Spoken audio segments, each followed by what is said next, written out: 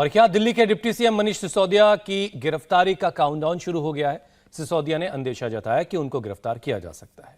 और सीबीआई जिस तरह से एक्शन ले रही है उससे सिसोदिया की भविष्यवाणी सच होती नजर भी आ रही है। सीबीआई ने कल शराब घोटाले के 3 आरोपियों को सीबीआई हेडक्वार्टर बुलाया और 12 घंटे तक पूछताछ की गई है। फिलहाल सीबीआई जब्त किए गए documents, electronic gadgets, bank transactions की जांच कर रही है।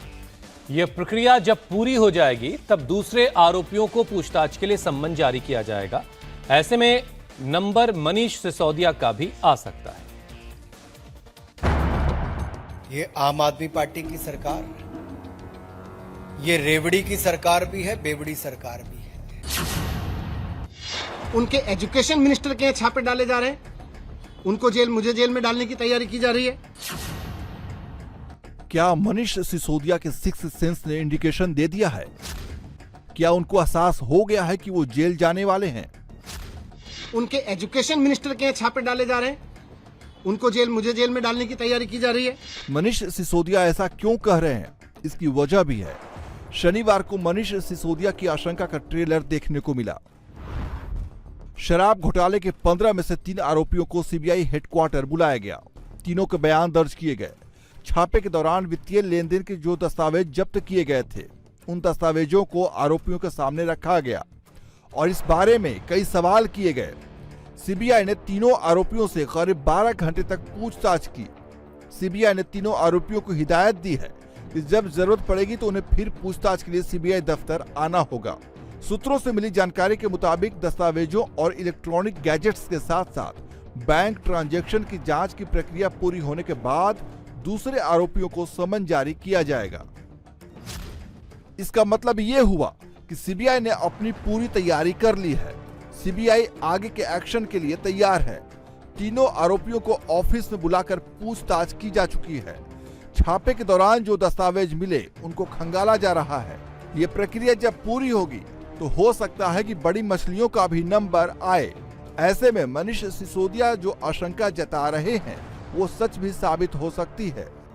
उनके एजुकेशन मिनिस्टर के छापे डाले जा रहे हैं, उनको मुझे जेल में डालने की तैयारी की जा रही है। मेरी गलती ये थोड़ी ना है, वो भी जानते हैं कि कोई भ्रष्टाचार नहीं हुआ।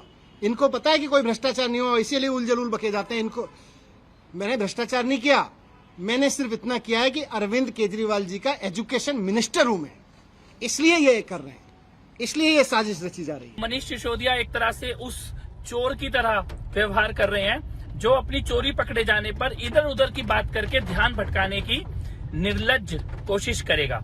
तो पूरा देश देख रहा है आज इनकी चोरी। सत्येंद्र जैन ऑलरेडी गिरफ्तार है, मनीष सिसोदिया पे गिरफ्तारी की तलवार लटक रही है। शराब घोटाले में अब तक सीबीआई जांच कर रही है, लेकिन अब इस मामले में जल्द ही ईडी की भी एंट्री हो सकती है, क्योंकि मनीष सिसोदिया पर जिन 3 धाराओं में केस दर्ज हैं, उनमें से 2 धाराएं prevention of money laundering act यानी PMLA के तहत आती है। सिसोदिया पर आईपीसी की धारा 120B, 477A और प्रिवेंशन ऑफ करप्शन की धारा 7 के तहत केस दर्ज हुआ है। इनमें से आईपीसी की धारा 120B और प्रिवेंशन ऑफ करप्शन की धारा 7 के तहत ईडी जांच हो सकती है। ये आम आदमी पार्टी की सरकार, ये रेवड़ी की सरकार भी है, बेवड़ी सरकार भी है। अब अपने नाम के स्पेलिंग भी शायद चेंज कर लिए हैं। अब इनका अगला आ गया है MONEY, मनी। कमाई करो और चुप रहो, मनी। शराब बेचकर किस राज्य में कितना राजस्व आता है, कितने धन की प्राप्ति होती है, उसका मैं आंकड़ा पढ़ रहा हूं और आप अंदाजा लगाइए कि बेवड़ी सरकार कौन है। पहली बेवड़ी सरकार योगी आदित्यनाथ की सरकार, उत्तर प्रदेश की सरकार। कितना राजस्व आता है शराब बेचकर? 21.8%। दूसरी बेवड़ी सरकार कर्नाटक की सरकार। कितना राजस्व आता है भारतीय जनता पार्टी की सरकार को वहां पर? 20.6%। मनीष सिसोदिया पर शिकंजा लगातार कस रहा है। जिस शराब घोटाले की आंच उन तक पहुंची है, उस शराब घोटाले के बहाने उन पर क्या क्या आरोप लगे हैं वो भी देख लीजिए। मनीष सिसोदिया पर पहला आरोप एयरपोर्ट जोन के 11 बिल्डर को 30 करोड़ रुपए रिफंड का है। दूसरा आरोप बियर के हर केस में लगने वाली 50 रुपए की इंपोर्ट ड्यूटी को हटाने का है। सिसोदिया पर तीसरा आरोप L7Z यानी रिटेल लाइसेंसियों को वित्तीय फायदा पहुंचाने का है। सिसोदिया पर चौथा आरोप 144 करोड़ रुपए से ज्यादा की लाइसेंस फीस माफ करने का है। मनीष सिसोदिया पर पांचवा आरोप यह है कि बिना चर्चा के हर वार्ड में शराब की 2 दुकान खोलने की शर्त टेंडर में डाल दी। उन पर छठा आरोप यह है कि बिना मंजूरी के लाइसेंस धारियों के लिए ऑपरेशन पीरियड बढ़ा दिया।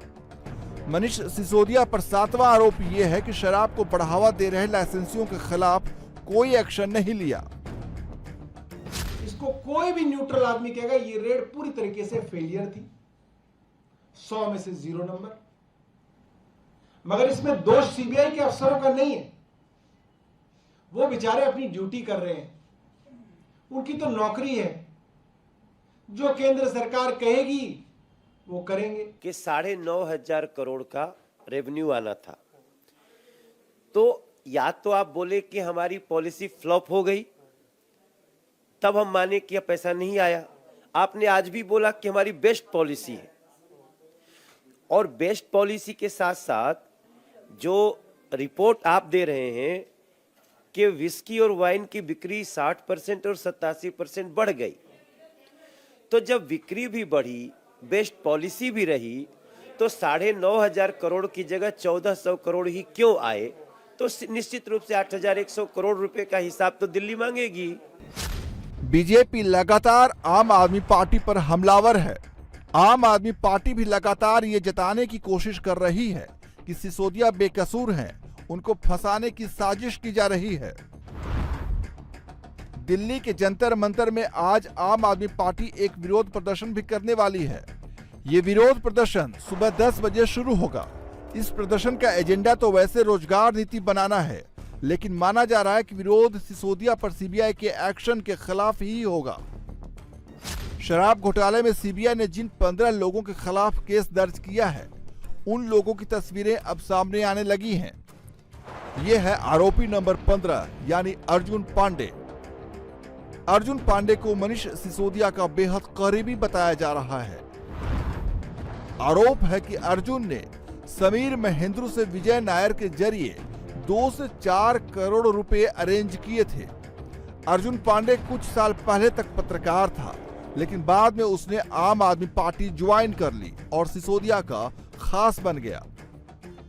अर्जुन के अलावा 2 और आरोपियों के बारे में भी पता चला।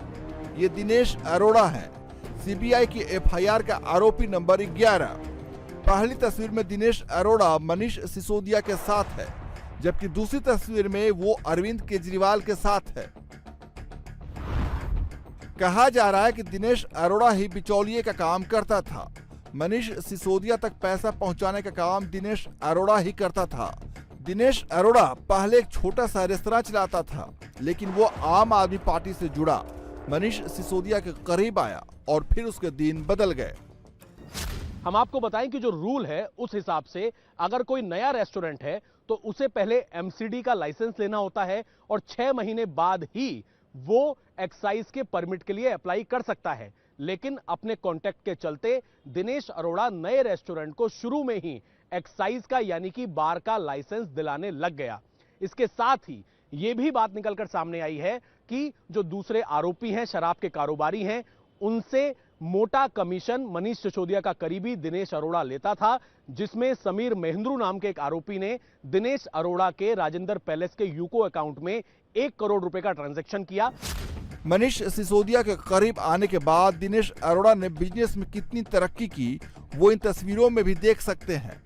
महंगी गाड़ियां, महंगे पेंटिंग्स और ब्रांडेड कपड़े, ये दिनेश अरोड़ा की पहचान बन गई। मनीष सिसोदिया से जब दिनेश अरोड़ा के बारे में पूछा गया तो उन्होंने सीधा जवाब नहीं दिया। समीर महेंद्रू है, उसने जो एक पैसा ट्रांसफर किया 1 करोड़ रुपए, वो दिनेश अरोड़ा किसी आम आदमी पार्टी के लीडर का बड़ा करीबी है। सर क्या संबंध है? अरोड़ा को जानते हैं? क्या ये क्या है? मैं तो कह रहा हूँ अगर मुद्दा घोटाला होता तो आज सीबीआई बड़े बड़े जो किंग पिंस 10,000 करोड़ का घोटाला कर रहे हैं उनके यहाँ बैठे होते, मेरे यहाँ किसी के यहाँ बैठे हैं, उनको भी पता है कि घोटाला नहीं है, बैठे हैं, ठीक है, थैंक यू। दिनेश अरोड़ा के साथ मनीष सिसोदिया की तस्वीर के अलावा अरविंद केजरीवाल के साथ इस मामले में आरोपी नंबर 5 विजय नायर की तस्वीरें भी आई। एक एंटरटेनमेंट और इवेंट मैनेजमेंट कंपनी चलाने वाला विजय नायर इस वक्त देश से बाहर है। आम आदमी पार्टी खुद को ईमानदार पार्टी कहती है और अब तो कट्टर ईमानदार शब्द का इस्तेमाल होने लगा है, लेकिन शब्दों की इस बाजीगरी को शराब घोटाले ने तार तार कर दिया है और अरविंद केजरीवाल की पार्टी और उनके नेता कटघरे में हैं। इंडिया टीवी हर वक्त हर जगह डाउनलोड करने के लिए सर्च करें India TV news Google play store या ऐप स्टोर पर।